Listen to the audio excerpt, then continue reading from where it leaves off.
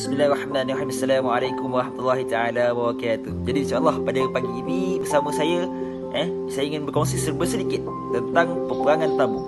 Jadi peperangan Tabuk ini merupakan peperangan terakhir Nabi SAW yang terjadi di kota Tabuk, iaitu di sebelah utara Jazirah Arab, yang terjadi pada pertengahan bulan Zulhijjah dan Rejab tahun ke-9 Hijriah. Jadi peperangan ini juga disebut sebagai Perang Al-Usrah. Perang Al-Usrah iaitu peperangan yang dilakukan dalam masa kesulitan dan kesempitan. Jadi dalam peperangan ini akan membuktikan pengorbanan para sahabat dan kaum muslimin yang ikut berperang meskipun dalam masa kesulitan, tetapi mereka patuh dalam keadaan walau bagaimanapun. Jadi ada pelbagai persepsi ulama tentang penyebab terjadinya perang Tabuk ini. Di antaranya yang pertama sekali ialah Rasulullah SAW mendengar berita bahawa Romawi ataupun Byzantium yang waktu itu dipimpin oleh Raja Heraklius dan mengumpulkan pasukannya untuk menyerang kota Madinah dengan tujuan untuk mengkristiankan bangsa Arab di seluruh Jazirah Arab dan ingin menghancurkan ibu kota pemerintahan kaum muslimin. Jadi Heraklius juga memerintahkan kepada para raja di kabilah-kabilah Arab yang kecil-kecil yang masih berada di bawah kekuasaannya untuk mengumpulkan pasukan dan untuk menyerang pasukan muslim di Madinah. Jadi semangat ini semakin kuat bagi Heraklius ketika Heraklius menerima surat rahsia dari satu kabilah Arab yang menyatakan bahawa situasi umat Islam terkini dan menyatakan bahawa kondisi umat Islam dalam kelaparan dan harta kekayaan mereka telah hancur. So mendengar berita tersebut, Nabi SAW terus bertindak bijak untuk menghadapinya dan bahkan terus bersiap untuk berangkat menemui mereka di wilayah kekuasaan mereka. Jadi perang Tabuk ini merupakan sebagai bentuk pembalasan kaum Romawi atas kekalahannya pada perang Mu'tah pada perang Mu'tah, di mana pasukan muslim yang berjumlah 3,000 orang dapat mengalahkan mereka dan pasukan Romawi yang berjumlah 200,000 orang. Dan ini menyebabkan kabilah-kabilah Arab di pinggiran Syam semakin berani memerdekakan diri dari kekuasaan Rom dan bergabung dengan kaum muslimin. Dan pendapat ulama yang kedua yang menyatakan sebab berlakunya perang Tabuk ini ialah ketika gugurnya 3 orang panglima kaum muslimin pada perang Mu'tah, iaitu Zaid ibn Harithah, Abdullah ibn Abi Rahawah dan Ja'far ibn Abu Talib. Dan menurut sebahagian pendapat mengatakan bahawa Nabi menuntut balas atas kematian panglima muslimin tersebut. Dan pendapat yang ketiga daripada Ibn Kathir bahawa penyebab terjadinya perang Tabuk ini adalah adanya suruhan untuk berjihad untuk memerangi bangsa Romawi. Dan selain daripada keadaan geografi yang paling dekat dengan umat Islam, kerana inilah menjadikan sebagai wilayah yang diutamakan sebagai sasaran untuk meluaskan dakwah Islam. So secara overallnya pendapat yang ketiga, iaitu pendapat Ibn Kathir, adalah pendapat yang diyakini oleh ahli ulama. Kenapa? Kerana pendapat ini mengikut ketetapan yang diperintahkan ke atas kaum muslimin, di mana perlunya kita untuk menentang kaum musyrik yang menghalang ataupun yang menolak dakwah atau belajar Islam ini. Jadi kalau kita dapat lihat pendapat pertama, di mana pendapat yang menyatakan bahawa kaum Romawi ini dan pihak Romawi ini ingin menyerang dan mengkristiankan bangsa Arab dan kerana ingin berbalas atas kekalahan mereka dalam peperangan Mu'tah terhadap kaum muslimin, dianggap rasional oleh beberapa pendapat. Tetapi pendapat yang kedua yang menyatakan bahawa Nabi SAW ingin menuntut bela ataupun ingin menuntut balas terhadap kematian beberapa panglima tentera muslimin, dianggap tidak logik kerana bercanggah dengan ajaran yang disampaikan oleh Nabi SAW. Dan kerana kita dilarang untuk melakukan penyerangan jika hanya untuk menuntut balas. Kerana apa? Kerana perdamaian, dan kerana melakukan perdamaian lebih baik daripada melakukan peperangan. Jadi daripada beberapa pendapat ini dapat disimpulkan bahawa perang terjadinya perang Tabuk ini adalah disebabkan pendapat Ibn Kathir tadi, di mana mereka ingin menyebarkan ataupun ingin menegakkan syiar Islam, meneruskan dakwah Islam. Dalam menghadapi peperangan, kebiasaannya Nabi SAW tidak memberitahukan sedikit pun kepada kaum muslimin ke mana pasukan akan dikerahkan. Tetapi pada perang Tabuk ini, Nabi memberitahukan bahawa akan berperang melawan pasukan Romawi. Jadi beliau memerintahkan umat muslim untuk mempersiapkan diri dengan mengusahakan keperluan mereka semampunya. Padahal kalau kita dapat lihat kondisi ketika itu, situasi ketika itu sangatlah panas, digambarkan sangatlah kering dan sangatlah jauh perjalanannya. Namun situasi ini tidak tidak sekali pun membuat gentar kepada umat Muslim yang benar-benar kukuh keimanannya kepada Nabi SAW. So perintah perang ini telah membuat semangat kaum muslimin yang beriman untuk berlumba-lumba dalam menafkahkan sebahagian harta mereka untuk membiayai perang ini. Dan kalau kita lihat Uthman yang menyedekahkan 300 unta dan serta perlengkapannya, dan serta Umar dan Abu Bakar menyedekahkan sebahagian hartanya, dan Abdurrahman bin Auf menyedekahkan 1000 dinar dalam perang Usrah ini. Dan sahabat yang lain seperti Abbas bin Abdul Muttalib, Talhah bin Ubaidillah, Muhammad bin Maslamah dan Hashim bin Adi juga menafkahkan hartanya dalam jumlah yang besar dan untuk menanggung peperangan ini.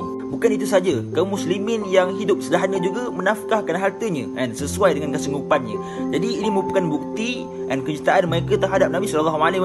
Pengorbanan para sahabat yang kita dapat lihat ini, pengorbanan para sahabat Nabi dalam melakukan dalam perang Tabuk ini menunjukkan betapa patuhnya, betapa taatnya mereka dalam perintah Nabi meskipun dalam keadaan yang sangat dalam situasi yang sangat kritikal dan bukan panasnya, jarak jauh yang orang kata kering kontang semua. So tidak melemahkan sedikit pun semangat para sahabat untuk sama-sama menyumbangkan harta, menyumbangkan tenaga mereka untuk perang Tabuk ini. Jadi beliau bergerak menghadapi tentera Rom ini dengan pasukan yang terdiri lebih kurang 30,000 orang. 30,000 orang tentera Muslim. Dan Rom sebagai sebuah negara yang besar telah mengorganisasi satu pasukan lebih daripada 100,000 kekuatan di wilayah perbatasan negara Islam. Jadi meskipun pasukan Muslim kita tengok lebih kecil 30,000 dengan 100,000, jauh beza kan.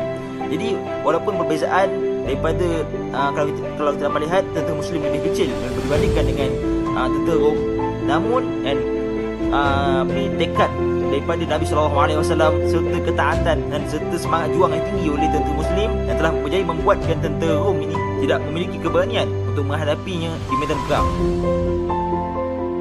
Jadi menurut Khosh Shihab bahawa orang yang tidak mengikuti Nabi SAW berperang ini dapat dibahagikan kepada 4 kelompok. Yang pertama iaitu kelompok orang yang munafik, di mana mereka ini meminta izin kepada Nabi SAW untuk tidak mengikuti perang dengan berbagai macam alasan. And then Nabi mengizinkannya kerana beliau mengetahui bahawa mereka ni adalah pembohong. Bahkan mereka mengajak kaum muslimin yang lain untuk tidak ikut dalam peperangan tersebut kerana keadaan ketika itu sangat kritikal, keadaan sangat panas, kontang dan sangat jauh perjalanannya. Jadi sikap mereka ini dikecam oleh Allah dan ditegur oleh Allah dalam Al-Quran, dalam surah At-Taubah ayat ke-40 dan 43. Kelompok kedua ialah kelompok orang yang ingin ikut tetapi tidak memiliki kemampuan kerana sakit, cacat, tua dan tidak memiliki kemampuan daripada segi senjata maupun kemampuan daripada segi pengangkutan. Menurut Ibnu Ishaq menyatakan bahawa ada 7 lelaki yang datang kepada Rasulullah SAW kerana ingin mengikut perang, akan tetapi tidak ada kenderaan yang bisa membawanya. Jadi mereka terpaksa pulang sambil menangis. Jadi sikap mereka ini tergambar dalam Al-Quran dan dalam surah At-Taubah ayat ke-92. Dan kelompok yang terakhir iaitu kelompok yang ketiga, iaitu kelompok di mana orang yang tidak ikut dalam rombongan Rasulullah SAW dan tetapi kemudian mereka insaf dan mereka mengejar pasukan itu balik, seperti Abu Haisamah, di mana Abu Haisamah ni ketika itu sedang makan di kebunnya dan kemudian terdetik dalam hatinya dia berfikir bahawa dia telah senang-senang duduk dan makan sedangkan Rasulullah berjuang di tengah terik panas. Jadi sebabkan itu Abu Haisamah terus mengejar dan menyertai semula pasukan tenteranya. Dan ada juga sahabat Nabi yang tidak ikut kerana tidak memiliki alasan yang tidak jelas, seperti Ka'ab bin Malik dan Hilal bin Umayyah dan Marah bin Rabi. Mereka ini diboikot oleh Rasul dengan tidak boleh bercampur ataupun tidak boleh bicara dengan kaum muslimin sekalipun isterinya. Dan ini berlangsung selama 50 hari dan akhirnya turunlah pengampunan Allah dalam surah At-Taubah ayat yang ke-118. Jadi seterusnya tentang orang yang tinggal ditugaskan di Madinah ketika perang Tabuk. So kelompok ini ditugaskan oleh Nabi untuk menjadi petugas dan ketika sebahagian umat Islam dan pergi dalam peperangan Tabuk. Jadi Muhammad bin Maslamah bin Al-Ansari ditugaskan untuk menangani urusan Madinah. And then selain itu Ali bin Abi Talib ditugaskan juga untuk menguruskan keluarga beliau dan keluarganya. Jadi Ali ini diceritakan Ali ini telah mendapat cemuhan, telah mendapat cacian oleh orang munafik. Jadi hal ini telah menyebabkan Ali ini menjadi tidak selesa, sehingga menyebabkan Ali bertindak untuk mengikut Nabi sallallahu alaihi wasallam menuju ke daerah Tabuk. Akhirnya Ali bertemu dengan Rasulullah sallallahu alaihi wasallam di sana dan melakukan apa yang telah menimpanya, sehingga menjadikan Ali ini terpaksa melanggar perintah Rasul dengan tetap berangkat ke daerah Tabuk. Jadi mendengar hal ini, Nabi sallallahu alaihi wasallam berkata, "Dan mereka berdusta. Engkau aku tinggalkan di Madinah untuk menjaga keluarga-ku dan keluargamu. Apakah engkau tidak puas berkedudukan di sisiku sama dengan kedudukan Harun di sisiku?" Namun tak ada Nabi sallallahu alaihi wasallam lagi sesudah. Jadi dalam perjalanan ke Tabuk ada beberapa mukjizat yang terjadi. Di antaranya ialah yang pertama sekali, ketika Nabi sallallahu alaihi wasallam dan pasukan muslimin sampai di daerah perkampungan Samud yang dahulunya merupakan kaum dari Nabi Saleh, dan kerana kedahkaan mereka lah sehingga kemudian Allah menurunkan azab bagi mereka. Diceritakan bahawa ketika Nabi dan pasukan muslimin sampai di daerah tersebut dan berniat untuk beristirahat, pada saat itu mereka juga dalam keadaan haus dan lapar. Sampainya di perkampungan Samud itu, mereka berniat untuk memanfaatkan kesempatan tersebut untuk menyiapkan makanan dan mempersiapkan minuman daripada sumur yang menjadi sumur air di perkampungan tersebut. Tapi mengetahui hal tersebut, Nabi pun kemudian melarang para sahabat untuk berbuat demikian. Kerana apa? Kerana Nabi bersabda, janganlah memasuki perkampungan orang-orang yang dahulu menganiaya diri mereka kecuali dalam keadaan menangis. Jangan sampai kalian ditimpa apa yang menimpa mereka. Jadi kemudian dengan segera beliau melanjutkan perjalanan beliau dan dengan menutup muka beliau sehingga beliau dan pasukan muslimin dapat menjauh diri mereka daripada perkampungan Samud untuk melanjutkan perjalanan mereka menuju ke Tabuk. Jadi sejarawan Islam ada menyebutkan bahawa tempat tinggal kaum Samud itu berada di antara Syam dan Hijaz sampai ke pantai Laut Habasyah. Jadi menyatakan bahawa Nabi SAW melarang mereka untuk beristirahat di kawasan perkampungan Samud itu, melainkan mereka berada di situ dalam keadaan yang menangis ataupun keadaan simpati. Mukjizat yang kedua iaitu awan yang mengandungi hujan kerana doa Nabi Muhammad SAW ketika perjalanan ke Tabuk dan kaum muslimin tidak memiliki persediaan air. Maka Nabi Muhammad berdoa kepada Allah dan kemudian diturunkan hujan. Peristiwa yang lain yang terjadi ketika masih dalam perjalanan menuju ke Tabuk, iaitu Nabi menyampaikan bahawa Nabi memberitahu bahawa suatu malam itu di mana Nabi memberitahu bahawa malam ini akan ada angin kencang. Maka Nabi memberitahu maklumkan supaya tentunya lain untuk mengikat erat binatang-binatang tunggangan masing-masing supaya tidak hilang, dan diarahkan mereka ini supaya tidak boleh keluar kecuali terpaksa dan berkelompok. Jadi ketika malam itu tiba dan ada dua orang di antara pasukan Nabi ini keluar, yang satunya mencari unta dan yang satu lagi mencari sesuatu keperluan. Jadi maka sebabkan mereka ni tidak mengikuti perintah Nabi, maka yang satunya terjatuh dan yang satu lagi ditiup angin sehinggalah sampai ke gunung. Dan kelebihan makanan diceritakan pada waktu petang, pada waktu perang Tabuk itu, dan sahabat kumpul dan persediaan makanan sudah semakin menipis dan sudah semakin berkurang.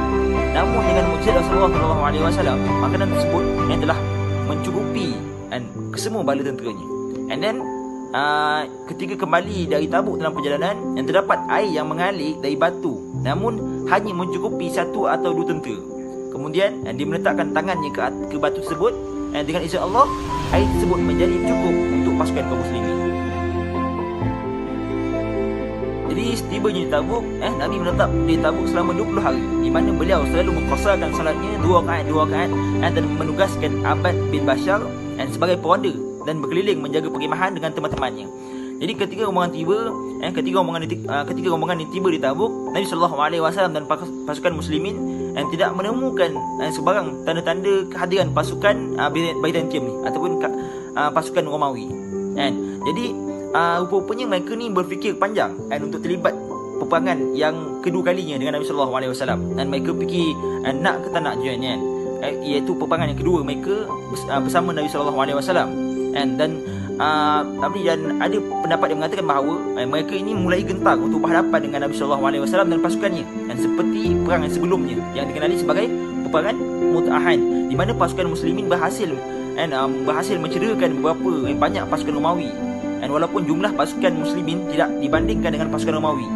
Jadi orang Romawi ini tidak menduga kan sedikit pun bahawa kaum muslimin ni hendak berperang dalam kondisi ataupun dalam situasi di mana keadaan ketika itu sangatlah kering kan, perjalanan sangat jauh. Mereka tidak beranggapan dan mereka tidak menyangka bahawa umat Islam sangat bersungguh-sungguh untuk datang ke Tabuk untuk menyertai peperangan tersebut. Jadi selama Nabi SAW di Tabuk, Nabi melakukan pelbagai perdamaian, iaitu diplomasi dengan berbagai kabilah-kabilah, dan seperti diplomasi yang dibangun Rasul dengan Yuhannah bin Ubah, iaitu penguasa Ailah. Dan Yuhannah ni mengajak Rasulullah SAW untuk melakukan perjanjian damai dan bersedia memberikan jizyah kepada Rasulullah SAW. So Rasul pun memberikan surat jaminan keamanan dari Allah Subhanahu Wa Taala dan Rasulnya di bawah kekuasaan Rasulullah SAW terhadap keamanan warga Ailah ni. Selain itu, Rasulullah SAW juga didatangi oleh warga Jabbar Az-Zarah bin Mina untuk memberikan jizyah kepada Rasulullah SAW, akan tetapi mereka menolak untuk masuk Islam. Jadi sebelum Nabi kembali ke Madinah, Nabi mengutus Khalid bin Walid seramai 420 orang pemuda sebagai delegasi perang terhadap Aqidar bin Abdul Malik di Daumatul Jandal yang ditempuh dengan jarak lebih kurang 15 hari. Dan Aqidar ni merupakan raja dari suku Kindah yang merupakan raja di bawah perintah Heraklius tadi.